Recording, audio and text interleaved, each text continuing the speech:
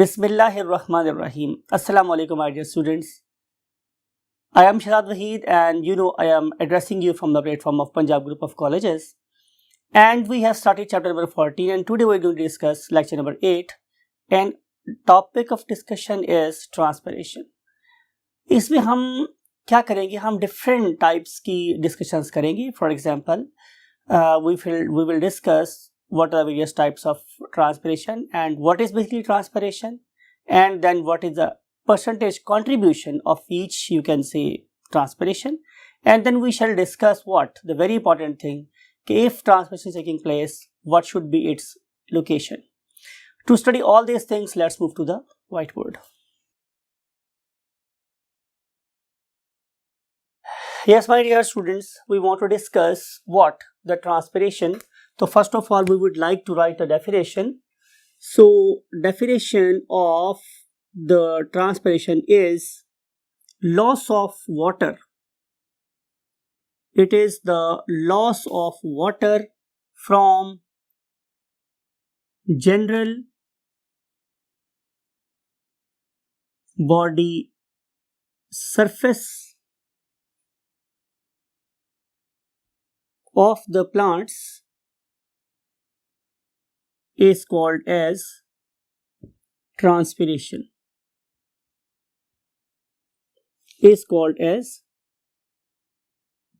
transpiration or pyration, no problem at all. Most important thing is the concept. रटा तो आप लोग book से लगाएंगे ही डेफिनेटली. तो हम डिस्कस ये कर रहे हैं कि loss of water from the general body surface of the plant is called as what? Transpiration. ठीक है. अब ट्रांसपायरेशन के different you can say role हैं, जिसमें से आपको याद होगा हमने एक जो जनरल रोल पढ़ा था इसका, वो क्या था कि it plays a very vital role. It plays a very vital role in ascent of sap. आपको याद होगा हमारा लास्ट लेक्चर जिसमें हम लोगों ने एसेंट ऑफ सैप की बात की थी, राइट? तो एसेंट ऑफ सैप में इसका बहुत मेजर रोल है. फिर आपको पता है कि ट्रांसपायरेशन की वजह से ही हमारे क्या हो रहा होता है? लॉस ऑफ वाटर होता है.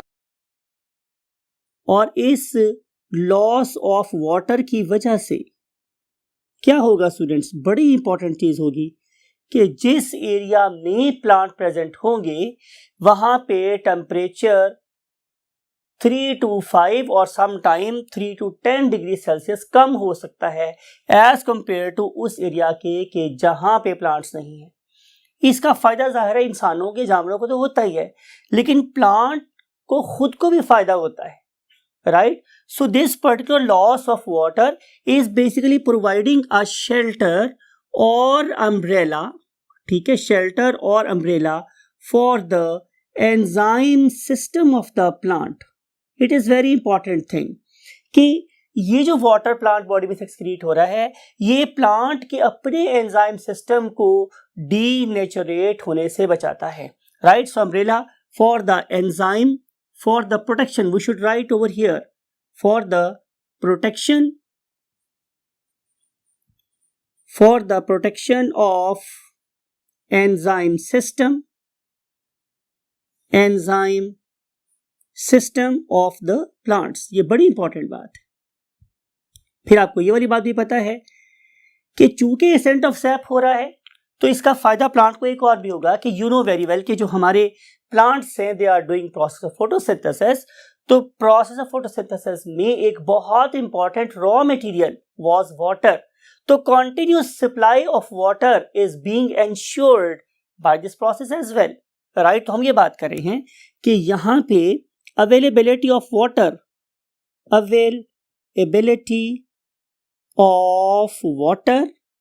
as raw material of photosynthesis, ये भी इसी का काम है, राइट? फिर आपको ये वाली बात भी याद है माय डियर स्टूडेंट्स कि जो हमारी सेल्स है, I am talking about the cells. किसकी बात हो रही है? Cells of leaves. I am talking about mesophyll cells. It may be the palisade mesophyll or it may be the spongy mesophyll cells. Their surface is always kept moist. ये भी discuss हुआ था आप लोगों के साथ बहुत डिटेल के साथ.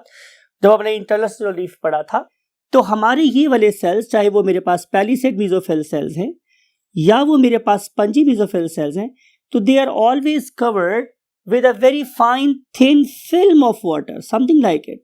और मैंने आपको ये डिस्कस किया था कि इस पर्टिकुलर फिल्म ऑफ वाटर की वजह से solubility of gases and availability of gases, I mean to say, I want to discuss another raw material of photosynthesis, that is CO2, right? तो जो CO2 हमारे यहाँ और यहाँ अवेलेबल हो रही है, उसको डिसॉल्व करवाने में या उसको अवेलेबल करवाने में भी उसी वाटर फिल्म का हाथ है जो ट्रांसपिरेशन से यहाँ पहुंची थी।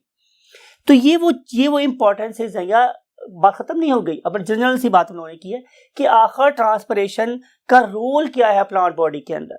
तो हर किस्म के रॉ मटेरियल्स की अवेलेबिलिटी के लिए भी इसी का रोल होगा। फिर हमने डिस्कस किया था कि हमारे सैप के अंदर क्या प्रेजेंट है, बहुत से essential minerals and salts present है, ऑर्गेनिक सब्सटेंसेस प्रेजेंट है, जो कि प्लांट बॉडी को अवेलेबल होते हैं डेफिनेटली थ्रू द सैप। और सैप कैसे मूव कर रहा है, due to transpiration.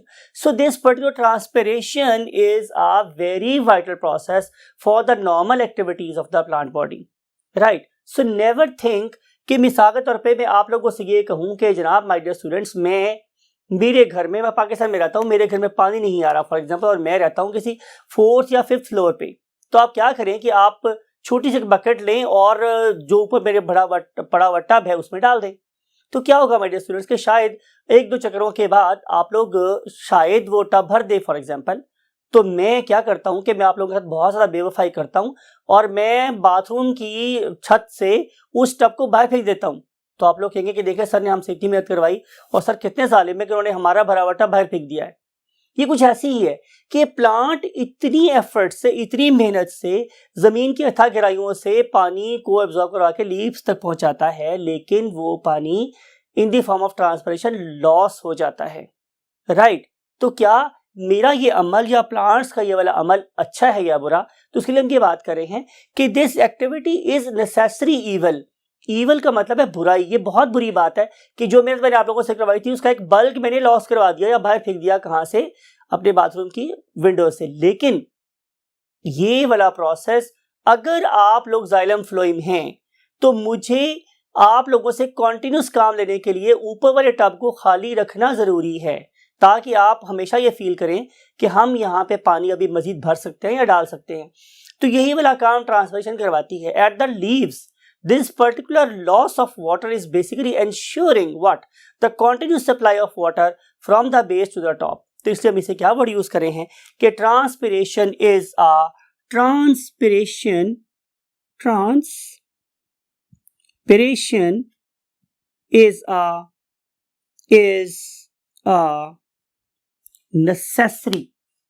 necessary evil।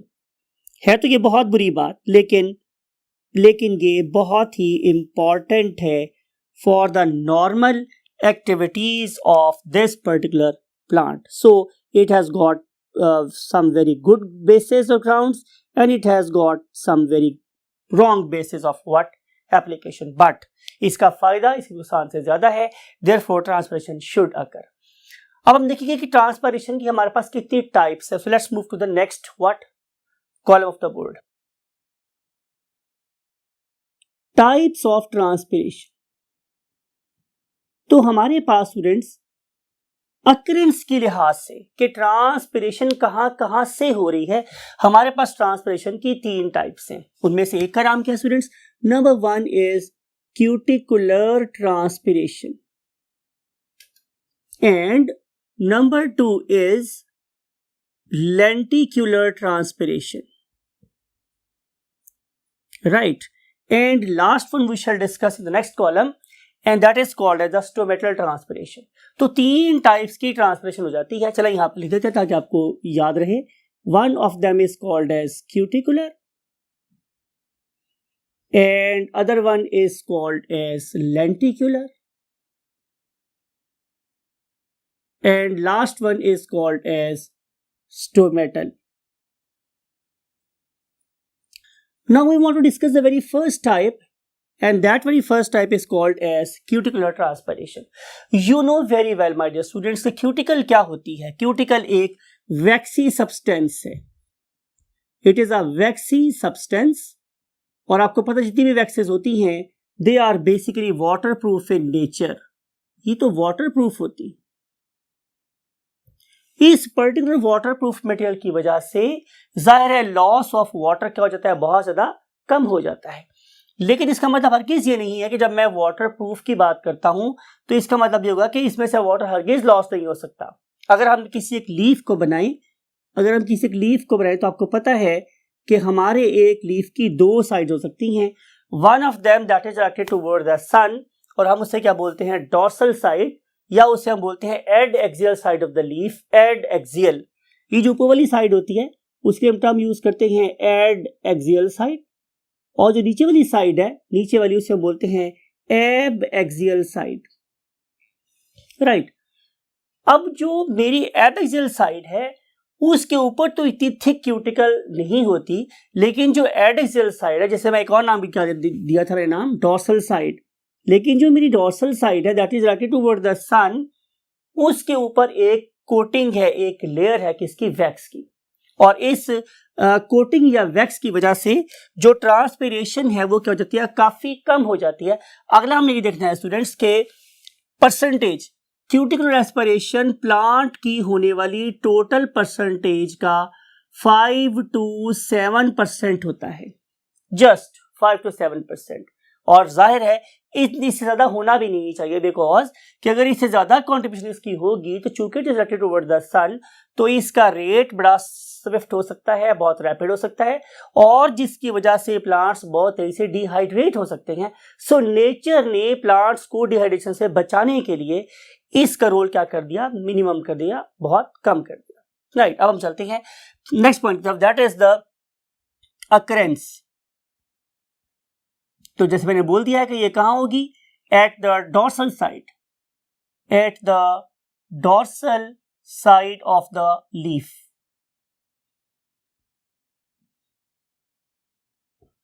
Right. दूसरी टाइप की मेरे पास कौन सी है स्टूडेंट्स, लेंटिकुलर ट्रांसपिरेशन। अब what is the definition of lenticular what transpiration, तो हम लिखेंगे क्या, loss of water from the lenticels। तो अब लेंटिसेल एक सबसे मुश्किल वर्ड है जो हमें अंडरस्टैंड करना है। इसका मतलब हरगिज़ ये नहीं है कि आप लोगों के लिए मुश्किल है, बिकॉज कि लेंटिसेल्स कहाँ लोकेट करते हैं, किस तरह के होते हैं, डिस्कस कर चुके हैं, लेकिन इसकी फर्दर डिटेल्स डेफिनेटली हम आपके साथ डिस्कस करेंगे। तो लेंटिसेल में से पानी के जो लॉस होता है उसे हम क्या बोलते हैं, लेंटिकुलर ट्रांसपिरेशन। अब जो लेंटिकुलर ट्रांसपिरेशन है इसकी कंट्रीब्यूशन कितनी है, लेंटिकुलर की परसेंटेज कंट्रीब्यूशन, तो आंसर है कि वो है हमारे पास जस्ट 1 to 2%। हम इमेजिन कर सकते हैं कि ये इसका रोल भी बहुत ही ज्यादा कम है, जस्ट 1 to 2%। अगली बात हमें पढ़नी है अकरेंस, कि लेंटिसेल्स होते कहाँ हैं, अकरेंस। तो इसके लिए आप लोगों ने बहुत गौर से एक बात को सुनना है कि पहली बात कि लेंटिसेल्स हर किस्म के प्लांट में नहीं पाए जाते। तो हम लिख रहे हैं कि lenticels do not found in all plants. सारे प्लांट्स में लेंटिसेल नहीं होते। चलें, कोई जो कैटेगरी होगी जिसमें ये एग्जिस्ट कर रहे होंगे, तो answer is in most of the flowering plants. However in most of the flowering plants इनमें ये पाए जाते हैं। भाई अगर ये फ्लावरिंग प्लांट्स में पाए जा रहे हैं तो कहां, तो इसका आंसर है कि they can exist in aerial parts. Aerial parts के बाद मेरे पास क्या होती है, वो वाले पार्ट्स जो हवा में हैं। अब aerial parts of the plant body can be either stem, pneumatic roots आपको पता है कि ये वो जड़ें होती हैं कि जो जमीन की सरफेस से बाहर की तरफ निकली होती है, उनका काम एयर को ट्रैप करना होता है। They are not design to absorb the water. तो इस किस्म की रूट्स को हम क्या बोलते हैं, न्यूमेटिक रूट्स, राइट। इसके अलावा अगर आप इन पर्टिकुलर फ्लावरिंग प्लांट्स को देखें तो they can make what, fruits, right. तो फ्रूट्स भी उस कैटेगरी में आते हैं जहां पे आप लोगों को लेंटिसल नजर आ सकते हैं।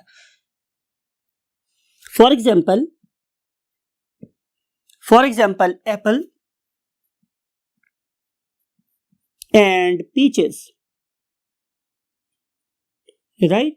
ये वो जगह हैं कि जहां आप लोगों को लेंटिसल नजर आ सकते हैं। इसके लिए आप लुक एट दिस इमेज। इस इमेज में आप लोगों को प्लांट की स्पील के ऊपर आपको स्पेसिफिक लेंस शेप, मैंने वर्ड यूज किया स्टूडेंट्स, लेंस शेप, राइट।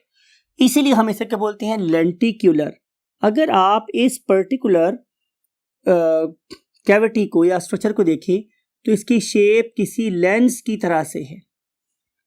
तो this lens shape structure is basically called as what, lenticel. कहीं और भी नजर आ सकता है हमें ये वाला स्ट्रक्चर जो हम बहुत ज्यादा फ्रीक्वेंटली या बहुत आसानी से देख सकते हैं? तो answer is yes, in the stem tubers. आपको पता है कि जो स्टेम ट्यूबर्स हैं उसकी बेस्ट एग्जांपल मेरे पास क्या है? स्टेम ट्यूबर की बेस्ट एग्जांपल है पोटैटो। तो जो पोटैटो के ऊपर आपको आईज या आंखें सी नजर आती हैं, basically these are what, lenticels. अब अगर मैं क्या करूं कि मैं इस एक पर्टिकुलर लेंटिसल की हिस्टोरी को स्टडी करूं, मीन ये किस तरह का होता है, मैं इसका सेक्शन कट करूं और सेक्शन कट करने के बाद उसे माइक्रोस्कोप पे देखूं, तो आइए देखते हैं हमें क्या नजर आएगा in the next column. So let's move to the next column. That is the histology. That is the histology of lenticel. तो ये जो मेरे पास लेंटिसेल्स है स्टूडेंट्स, ये बेसिकली किसी भी स्टेम की बार्क के नीचे नजर आ सकते हैं हम लोगों को, बीनीथ, नीचे, या उसकी हम लोगों को सरफेस पे भी नजर आ सकते हैं, बीनीथ और एट द सरफेस पे भी नजर आ सकते हैं, राइट। अब इससे इंपॉर्टेंट बात मेरे पास ये है कि अगर आप लोग इस पर्टिकुलर स्ट्रक्चर को देखें तो ये हमें इस पर्टिकुलर बार के ऊपर किसी फटी हुई चीज की तरह नजर आ रहे हैं। इसके सेंटर में एक गैप है, लुक एट दिस इमेज। ये आज का दूसरा इमेज देख रहे हैं। इस पर्टिकुलर इमेज में आपको नजर आ रहा है कि यहाँ पे आपको लूज कनेक्टिव टिश्यू नजर आ रहे हैं, लूज, और जो सेल्स यहाँ पे नजर आ रहे हैं they are loosely packed, right, और they are providing very huge what, intercellular spaces. और इंटरसेलुलर स्पेसेस की अगर आप कनेक्टिविटी देखें तो ये अंदर लाए करने वाले बहुत सारे सेल्स के साथ है। अगर ये सरफेस, ये स्ट्रक्चर यहाँ प्रेजेंट है तो फिर डेफिनेटली इसका कोई ना कोई एडवांटेज भी होगा। तो एडवांटेज क्या है? एडवांटेज ऑफ लेंटिसेल, तो इसका एडवांटेज माय डियर स्टूडेंट्स ये है, कनेक्ट करता है internal structure, internal parts of the stem को विद द एक्सटर्नल एनवायरनमेंट। तो ये इसका मेरे पास क्या हो गया, एक एडवांटेज हो गया।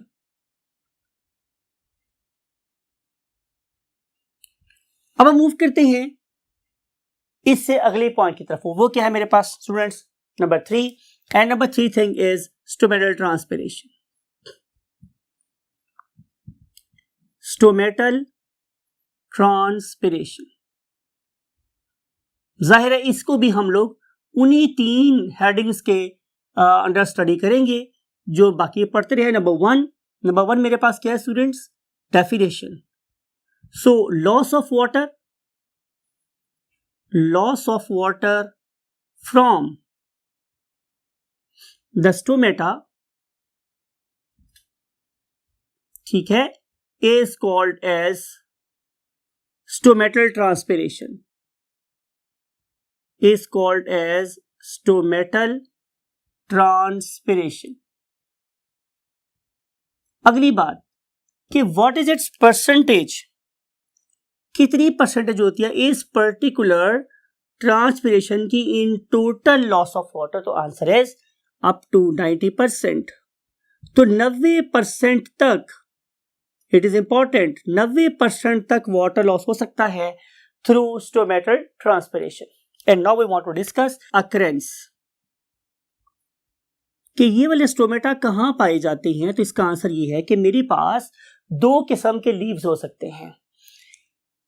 ऐसे लीव्स जिनकी अपर साइड और लोअर साइड में कोई डिफरेंस नहीं है, राइट, उसे हम लोग नाम कह देते हैं आइसोबाइलेटरल लीव्स। आइसो बाइलेटरल, आइसो का मतलब होता है सेम, आइसो का मतलब होता है स्टूडेंट सेम, और बाई का मतलब हो गया टू, और लिटल का मतलब क्या हो गया साइड्स, यानी कि इनकी जो दो साइड्स हैं वो बिल्कुल एक जैसे, उनमें कोई फर्क नहीं है। तो उन किस्म के लीव्स की जो बेस्ट एग्जांपल है वो मेरे पास क्या है, लिली। आपको पता है लिली ट्री, लिली जो प्लांट है it is present in water, right. तो एक एक्वेटिक प्लांट है ये। तो इसकी दोनों सरफेसेस पे, दोनों साइड्स पे लोगों को नजर आ सकता है व्हाट, द स्टोमेटा। लेकिन ऑन द अदर हैंड दूसरी किस्म की जो लीव्स हैं मेरे पास, उन्हें हम लोग नाम कर देते हैं बाइफेशियल लीव्स। बाय का मतलब हो गया टू, और फेशियल का मतलब हो गया चेहरा, राइट। तो ऐसे किस्म की जो लीव्स होते हैं उनमें stomata they are present only in the lower epidermis, only in lower epidermis. लेकिन इसका मतलब ये नहीं है कि इनकी अपर एपिडर्मिस में बिल्कुल स्टोमेटा नहीं होते, लेकिन होते हैं, लेकिन उसकी कॉन्सेंट्रेशन नेग्लिजिबल होती है। So most of the stomata they are existing in lower epidermis only. अगर मैं आपके लिए डायग्राम ड्रॉ करूं तो ये है मेरे पास क्या, लोअर एपिडर्मिस, दिस वन बहुत फा ड्रॉ किया मैंने आप लोगों के लिए। और इस लोअर एपिडर्मिस में क्या प्रेजेंट हैं, जाहिर है बीन शेप सेल्स, और वो जो बीन शेप सेल्स हैं हम क्या बोलते हैं, गार्ड सेल्स। तो इन पर्टिकुलर गार्ड सेल्स को अगर देखा जाए तो इनके दरमियान में क्या हो जाता है स्टूडेंट्स, एक होल प्रोड्यूस हो जाता है, एंड दैट वेरी होल, जिसे अब मैं ब्लैक पेंट कर रहा हूं, something like it, this one or this one, it is called as what, stomata. इसे हम स्टोमेटा बोलते हैं, राइट। अब जो स्टोमेटा हैं ये इनकी शेप वेरी करती है in two different groups of the what plants.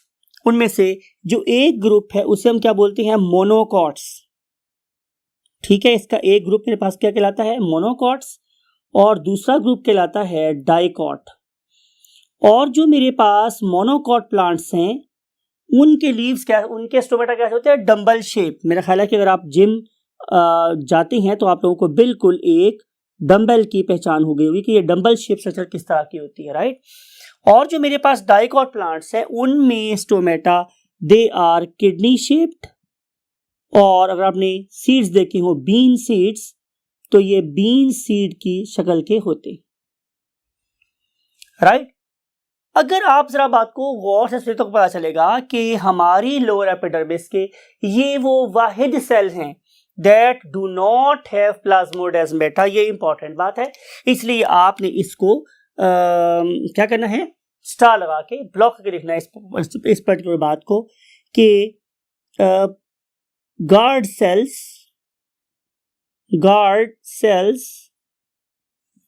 Do not have और डोंट हैव व्हाट, प्लाज्मोडेस्माटा। ये इंपॉर्टेंट बात है, it is very very important thing.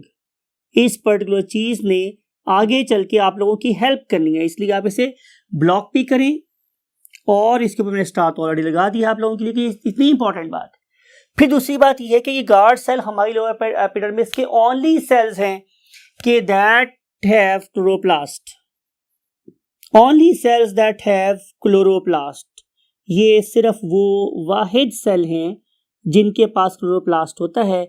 इसका मतलब है कि ये फोटोसिंथेसिस कर सकते हैं, राइट। और आपको चैप्टर नंबर 13 में आप लोगों ने ये बात पढ़ी थी कि दे आर सो एनॉर्मस। शायद आप लोगों को एक वैल्यू याद हो, हमने बात की थी टोबैको प्लांट की, कि टोबैको प्लांट के 1 सेंटीमीटर स्क्वायर में, 1 सेंटीमीटर स्क्वायर में अबाउट 12,000 स्टोमेटा प्रेजेंट थे पर सेंटीमीटर स्क्वायर। और इसके पीछे क्या प्रेजेंट है, जाहिर है एयर स्पेसेस, और इन एयर स्पेसेस से इन पर्टिकुलर होल्स में से क्या हो सकता है, वाटर एक्सक्रीट हो सकता है।